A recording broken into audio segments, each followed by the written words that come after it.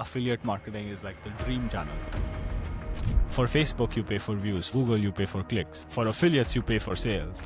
I only pay when I make money. But then when brands do it, and this is what we found running SARAL for 3 years, that there is a truth problem in affiliate marketing. Because of the technology that's available, we call it the world's truest affiliate platform.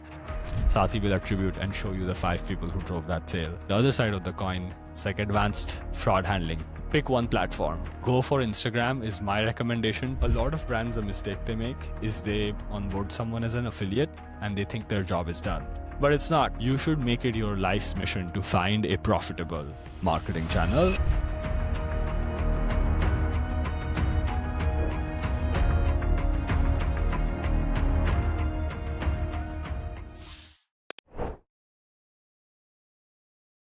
I'm doing very good. It's funny that we're recording this being only a few kilometers away from each other. So Yash, my first question is going to be, affiliate programs theoretically sound amazing, but when founders launch, they'll end up failing. Could you tell us what the real issue with affiliate programs are? Yeah, good question. Yes, like on paper, affiliate marketing is like the dream marketing channel, right? Like, hey, you only pay, like for Facebook, you pay for views. For Google, you pay for clicks. Like for affiliates, you pay for sales. So it's like this dream channel. It just makes sense. Like, hey, I only pay when I make money, like perfect, right? So like on the surface, it seems like, okay, this is all fantastic. But then when brands do it, and this is what we found at like running SARAL for 2.5, 3 years now, is that the results that you get from affiliates are, there is a truth problem in affiliate marketing. So the results that you get may be wrong in 2 ways. And here's where like brands kind of like start messing up with affiliates. One is like all of the affiliate attribution as of the present day is last click attribution, which means only the last person who dropped a coupon code or a link gets all the credit for the sale, even if 5 other affiliates before that or influencers before that did a lot of nurturing and education that led to the actual closed sale, right? So that's one sort of problem. Another problem is the larger impact, especially because a lot of modern DTC affiliate programs are influencer affiliate programs. So a lot of the impact of influencers goes unnoticed because a few influencers might mention your brand. 5 days later, somebody Googles your brand, clicks on a Google ad and purchases. The Google ad gets all of the credit, but then the affiliates or influencers don't get anything. So the first problem is because of the technology that's available around attribution, brands end up not giving credit of sales that are actually being driven by influencer affiliates. The flip side of this, which is the second problem that we saw, was fraud. And affiliate fraud is super common nowadays. Some of the most basic levels include affiliates just ordering their own products and getting commissions and discounts for their own stuff. So that's like the most basic. Coupon code leaks are like the most common one that we keep hearing about. There's advanced types of fraud. So things like affiliates will run ads on your own brand name keywords to drive traffic to their landing pages and then get like commission off of that. So like it cannibalizes your paid ads, right? So there's like levels to the fraud that exists. And what happens if this goes undetected is you're ending, if a coupon code leaks and that person gets a lot of sales that were anyway going to happen, you're now paying commissions for a sale that happened anyway, right? So you're, on one hand, you're under-crediting some influencers or affiliates. On the other hand, you're over-crediting some influencers affiliate. So I think like there's this huge measurement or truth problem in affiliate. And that's why I think like brands end up then not tracking it correctly. They think that the codes are leaking, so they end up overpaying. So they're paying more, so their ROAS is lower. Or they end up under-investing because the influencers that are working, they aren't showing up on your dashboard. So you don't end up spending money on them and so on. So I think like that those are some of the reasons where brands go wrong with affiliates, but I know that's a lot, so happy to like dive into anything. So as you mentioned, I think there's a two-sided problem, right? One is the problem that the e-commerce brands face because obviously they don't have complete visibility of which influencers are genuinely driving the sale. But on the other hand, I'm guessing even the influencers are putting in the effort, but it's someone else who's getting the credit for it because you're obviously posting and they're like, hey, I'm not getting any sale out of this. I don't think it's worth my time, posting for free for a brand. So I think, that's a great point. So I think this is something that works for the influencers as well, right? Yeah, 100%. So it's like better affiliate attribution and more accurate and robust fraud handling actually helps the good influencers or affiliates who actually do all of the work for your brand. So yeah, totally goes both ways. And I'm guessing it makes it easier to pitch to them as well, right? Because earlier you'd pitch to them and you'd be like, hey, promote my product and I'll pay you on the sale. But then they're like, hey, no sales are coming through. It's not worth my time and effort. So now the pitch is even better that, hey, if you post and if someone sees your reel and comes on our website, but they use someone else's coupon code, you still get the payment for Credit. it. Exactly. Yes. And then the beautiful thing is, I mean, we can dive into like market attribution models and things like that. Yeah. So now brands can decide which attribution model they want to use. So for instance, if 5 people or 5 affiliates contribute to a sale, you can, inside of our new app SATHI, you can basically go, hey, give most of the credit. You can do like a reverse exponential decay where it's like 80% of the credit or 70% of the credit goes to the last click and then decaying from there.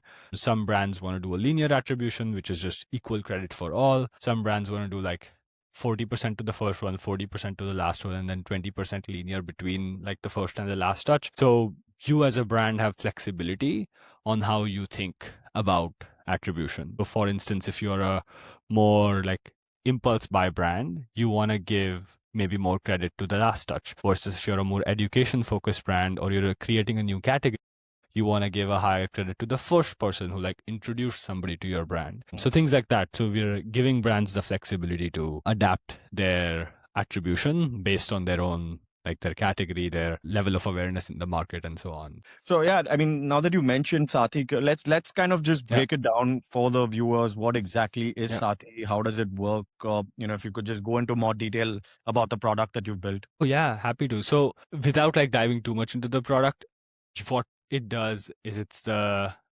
we call it the world's truest affiliate platform. It solves for these two main issues that we saw with affiliates, which is overcrediting the people who are not performing and undercrediting the people who are performing. And it's so tactically speaking, it has, say, cookie-less multi-touch tracking. So two things here, two keywords, cookie-less and multi-touch. Cookie-less means if somebody has ad blockers enabled or cookies disabled, it still works. The affiliate tracking still works. The state of the art in affiliate marketing as of now is everything is cookies. So if somebody has cookies disabled or they have an ad blocker on, it doesn't work. It doesn't track. But SATHI's affiliate tracking is cookie-less, so it works. And it's multi-touch. And that's the attribution I was talking about. So if 5 people drive a sale, SATHI will attribute and show you the 5 people who drove that sale. So that's one thing. The second, the flip side, the other side of the coin, it's like advanced fraud handling. So we're using a lot of AI for this, but we have built like an agent that will go do all the basics. Like if somebody is doing a self-referral, if your coupon codes are leaking, but it'll also detect if somebody's running paid ads to their affiliate link. It'll detect if somebody has like anomalous order patterns. It works with Shopify's own fraud engine and detects any fraudulent orders and so on. So things like that. Super interesting what we've built. There's some other things around like personalizing landing pages for your affiliates, which again helps increase your conversion rate from your affiliate program. Gamifying your program so you motivate your affiliates to keep posting more. A lot of the operational work, such as like collecting tax information, collecting invoices or making invoices for finance, payments. A lot of that is just automated now. So the marketers can focus on the marketing and not all the sort of like the operations that come with it. So that's like a long story short of what the product does. So it's basically an end-to-end solution for anyone that wants to run an affiliate program, all the way from discovery of influencers to handling the entire payments and all of that. Yeah, totally. Just full end to end. If you're running an affiliate program on Shopify, you can check it out right now. So yeah. So you on our previous call, actually, you mentioned that you've run a pilot and you've been in the influencer space with SARAL for a really long time. This question is a little more specific to people who've never run an affiliate program before. Leaving the platform aside, if you could kind of break down what it takes for someone to run a successful affiliate program from all the way from start to end, if you could kind of dive deeper into that. Yeah, fantastic question. I think the core decision that you need to make before you even think of affiliate like program is who are your affiliates? And then the other way to ask this question is who do your customers listen to on social media, on blogs, wherever? Who are the authorities that they go to for advice or for what influences your customers is like probably the highest level question you can ask. And then make a list of these people. These may be like a certain category of influencer. These may be, I don't know, nutritionists, doctors, clinicians, whoever that is. Let's make a list of them. And maybe like step one, have a list of 100 potential affiliates, influencers ready to go. I think that should be like number one step. Reach out to them, make them an offer. The second critical decision you'll take is what's the affiliate commission that you should offer, right? This is like one of the biggest questions, and it can make or break your program because you offer too low and nobody's going to sign up. If you offer too high, then you're overpaying. One of the best ways to decide this, honestly, is look at your margins and give as much of a commission as possible without like losing money on the sale. Essentially, often a lot of brands still lose money on the first sale on Facebook, for instance. You don't have to do that. Let's say you have, I don't know, 60% gross margins. You can hypothetically afford, say, spending 40% of your margin on acquisition, on acquiring the customer. You can split that 20% commission, 20% discount for the customers. Also factor that in because you want to like incentivize. So like, let me just dial back a little bit before we dive into specifics. Number one, find out who your affiliates are going to be. Make a list of them. Number two, figure out incentive structure. Best way that I have found and that we advise brands do this, look at your margin and give as much as you can without losing money on the sale. Let's say you have 40% available for CAC, 20, maybe 20, you can split it 20-20, 25%, 15%. However, usually the split doesn't matter as long as you're being fair to both the affiliate and the customer. And once you do that, start reaching out, pitching. There's different, more advanced things you could do, like you can tier your commissions. So like, hey, at the lowest level, you get 10%. Once you make a certain amount in sales, you get, say, 15%. More than that, you get 20%. You can be fancy with it. But for now, just pick one commission, one discount, and then go for it. Reach out to these influencers that you made a list of. And then finally, like onboard them, give them the right resources so they can keep posting. Gamify the program so they're motivated to keep posting and performing. Do some of this like more fancy things like tiering your program and so on. But those are sort of the three phases in which I would think: identification, incentive creation, and then retention or onboarding and retention of your affiliates. Happy to dive into any one of these if you want, but that's high level how I would think if somebody's starting from scratch. Yeah. So, I have a quick question here. So, let's talk about the incentive part first. So you mentioned you want to split the incentive into a discount for the users, and the other half goes to the influencer. Now the question here is, the discounts, do they need to be exclusive, or is it the same discount that goes out to all your influencers? What happens when you're already running? Because a lot of DTC brands are already discounting. Does this discount have to outdo the current discount that's already available on your website? What, according to you, works best? Yes. In one line, it has to be something they can't get anywhere else. Otherwise, what happens is somebody may discover you through an affiliate. We literally had a brand that did this. They had a 20% off as a welcome pop-up on their website, and then they had a 10% off for their affiliate driven orders. They say, what's the customer going to take? They're going to take the 20% off, right? So it's like either match it, worst case, if you can't go higher, but I would recommend going higher than whatever is like the welcome discount on your website. It has to be exclusive because the goes both ways. Like the customers want the highest discount, which is fair. Everybody wants discounts. The affiliate also wants to promote you knowing that they're giving their own audience an offer that they can't find anywhere else. If I'm an affiliate or an influencer and I say, hey, Kaushal, if you buy this Yeti mug through my link, you're going to get a 20% off. But then you go to yeti.com and you see a 20% welcome off. You're like, what did Yash tell me? Like, is it really special that I'm buying through his link? Not really. So like, yeah, as a brand, as much as possible, either match it at the very least, but try to beat the discount. So yeah. And are you looking at running multiple influencers at the same time, all with the same discount coupon, or does it make sense keeping it exclusive and running them one after the other? Yeah, good question. I think when you're starting out, keep it as simple as possible. One commission, one discount, all affiliates, because your all affiliates are going to be maybe a dozen or so affiliates, right? You're just starting out, month one, month two. As you scale, you can come up with some of this more tiered levels to your program. So like, hey, we have a let's just call it ambassador tier. And then that's like 10% commission, 10% discount. Then we have a special tier with a 15%, 15%. And then we have a super fan tier with a 25%, 10%, whatever. So you can split it that way.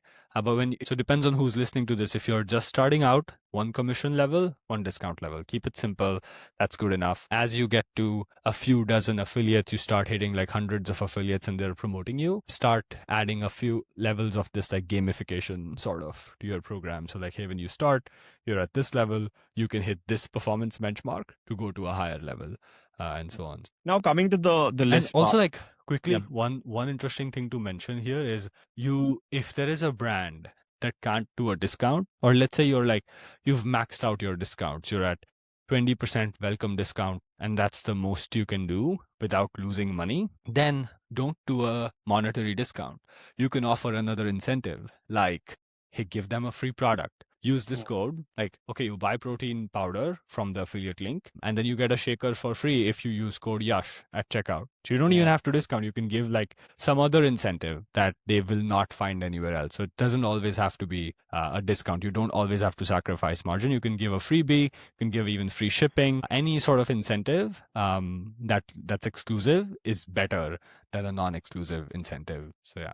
Got it. And now coming to the part of actually building the list, right? You mentioned you first build a list of 100 people. Could you walk me through the process of actually building that list all the way till closing these guys? What are the best practices? What kind of influencers should you look out for? Like, what's the normal following? And then, what's the best way to do the outreach? What are the best practices? And just how do you get to actually closing these guys? Yeah, good question. The question to ask is, who are my ideal customers following on Instagram or on TikTok? By the way, pick one platform. Go for Instagram is my recommendation typically, unless you're like doing a TikTok shop campaign. Instagram is good as a starting platform because YouTube typically involves a lot of paid partnerships because creating a YouTube video is more work for the influencer affiliate.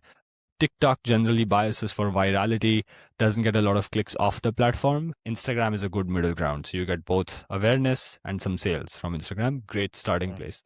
So fix on Instagram unless you have data to say otherwise and decide otherwise. Go on Instagram, search for something your customers would search for. So, hey, if I'm a supplement brand, my customers are probably looking at health, fitness, healthy recipes, bodybuilding, CrossFit, whatever. Search for that hashtag. See the influencers who are already creating content there. Send them DMs if you're new. You can put them in a spreadsheet or use a tool like SARAL to manage them or even search for them. But if you're brand new, you honestly don't need a tool. Just go on Instagram, search for a hashtag, DM 25 people that you find. And then the criteria that you should look at is, like, most importantly, are they creating the type of content that my ideal customer would consume? So for instance, if you are a supplement for older people, one of the brands, just using them as an example, they specifically target men over ages 50. That's like their supplement, right? Now, you don't want to work with a 19-year-old bodybuilding influencer, right? Like that's, while like they probably still post about hashtag fitness, it's a very different type of content. So like, would my ideal customer even consume this content is probably like the most highest signal decision maker. And then yes, for affiliate programs, you're going to end up targeting people with less than 20-30,000 followers typically, because after that point, people start asking for money and they don't necessarily want to be an affiliate unless you like have a relationship of some kind or you're already a big brand or something like that. So that's the size you should look at. In terms of the actual outreach, if you're DMing, just a quick DM saying, hey, love your profile, add a personal compliment, love that reel you did that day at the beach, running at the beach, whatever.